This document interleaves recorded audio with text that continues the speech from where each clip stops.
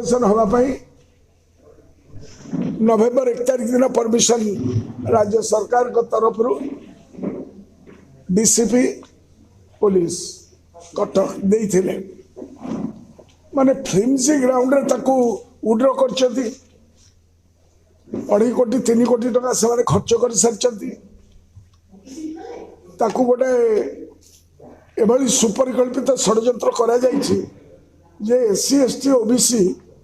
Which is around 90% of the population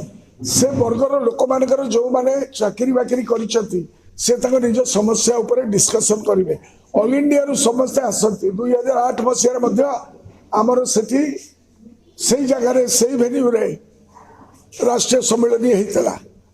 एथर ता सहित भारत मुक्ति मोर्चार 15तम राष्ट्रीय अधिवेशन होगापाई जाउछि इरेस्पेक्टिव ऑफ पार्टी एफिलिएशन समस्त को इनविटेशन जाइछि आपको कौन से ग्राउंड रे बंद करबा दरकार नहीं। आर्टिकल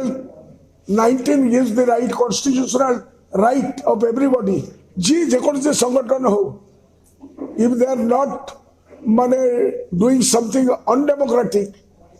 तमे ताको सेना परमिशन दबो नहीं किंतु जणे किए इच्छा करिबे नाही एससी एसटी ओबीसी कर समस्या लोकलोचन को न आसू